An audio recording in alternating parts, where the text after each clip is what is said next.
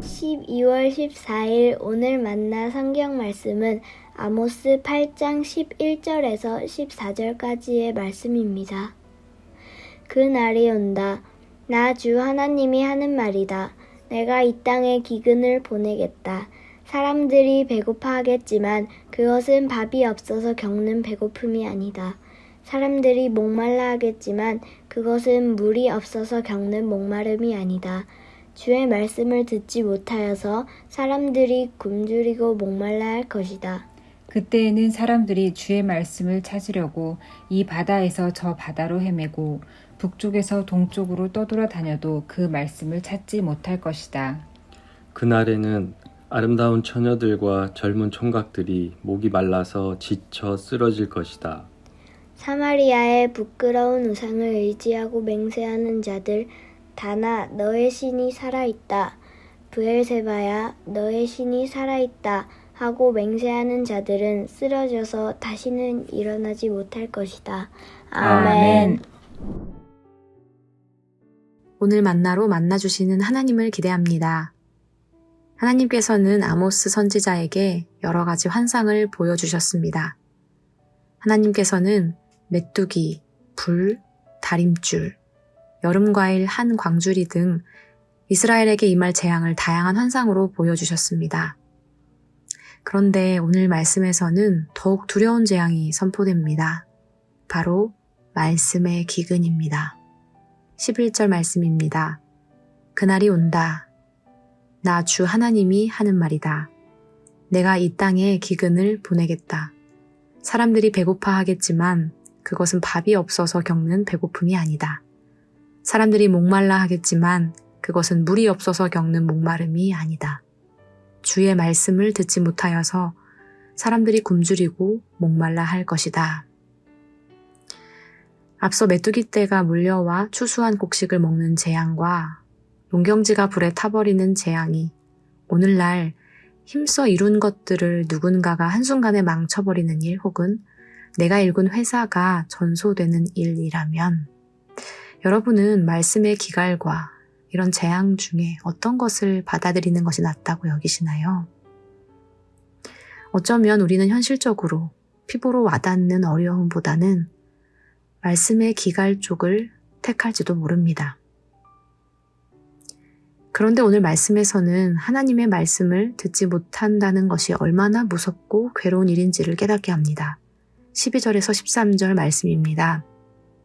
그때에는 사람들이 주의 말씀을 찾으려고 이 바다에서 저 바다로 헤매고 북쪽에서 동쪽으로 떠돌아다녀도 그 말씀을 찾지 못할 것이다. 그날에는 아름다운 처녀들과 젊은 총각들이 목이 말라서 지쳐 쓰러질 것이다. 12절에서 이 바다와 저 바다는 이스라엘의 동쪽에 있는 사해와 서쪽에 있는 지중해를 의미합니다. 즉 동서남북으로 헤매도 말씀을 찾을 수 없음으로 말미암아 가장 활기가 넘쳐야 할 아름다운 처녀들과 젊은이들이 갈증으로 쓰러지게 된다는 것입니다. 제가 이스라엘 견습 선교사로 지내던 때 일입니다. 차를 타고 광야로 나갈 때면 항상 잊지 말고 챙겨야 하는 준비물이 있었는데요. 바로 물입니다. 이스라엘에서 20년 이상 지내오신 선교사님께서는 광야로 나갈 때면 모자보다 물을 강조하셨습니다. 황량한 광야에서는 음식보다 물이 없음으로 인해 목숨을 잃게 되는 경우가 있기 때문입니다. 이스라엘 땅에서 광야가 차지하는 비율은 약 60%로 절반이 넘습니다. 세계 2차 대전 이후 독일로부터 받은 어마어마한 배상금으로 구축한 수송관을 통해 갈릴리 바다에서 내륙으로 물을 이동하고 저장하고 있음에도 불구하고 그들은 여전히 물 부족 국가로 살아가고 있습니다. 하지만 말씀에서는 물이 없어서 겪는 목마름보다 말씀이 들려오지 않음으로 인한 기근이 더 심각한 재앙임을 강조합니다.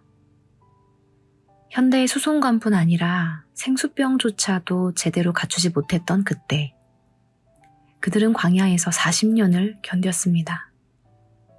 오늘날 물 없이는 하루도 버티기 힘든 광야에서 수십 년을 방황하고도 살아남았던 것입니다.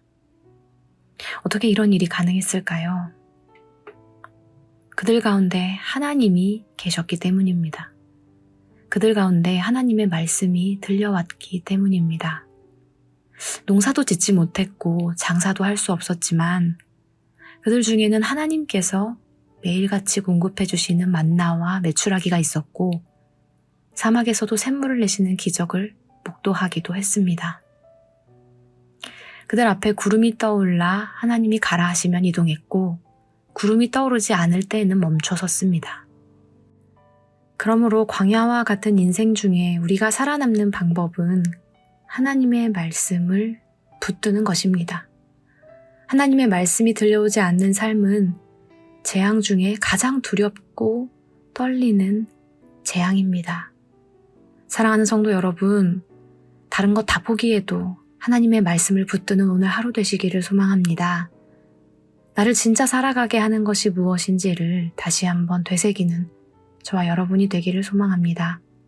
기도하겠습니다.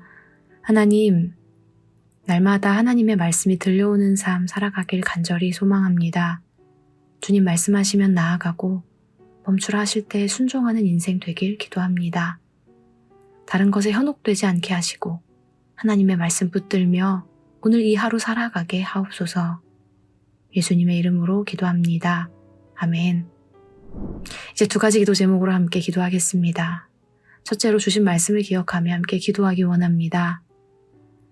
말씀의 기갈의 두려움을 깨닫게 하옵소서. 하나님을 경외함으로 말미암아 오직 말씀 앞에 두려워 떨며 인생의 다른 모든 두려움을 이기게 하옵소서. 2번째로 주일 예배를 위해 기도하기 원합니다. 하나님의 말씀을 사모하며 나온 심령에게 영원히 목마르지 않는 생수를 공급하여 주시고 고민하며 씨름하는 문제들을 주님 앞에 꺼내어 놓을 때 말씀 따라 살아갈 힘과 용기를 주옵소서. 이렇게 기도하신 후에 개인 기도하시겠습니다.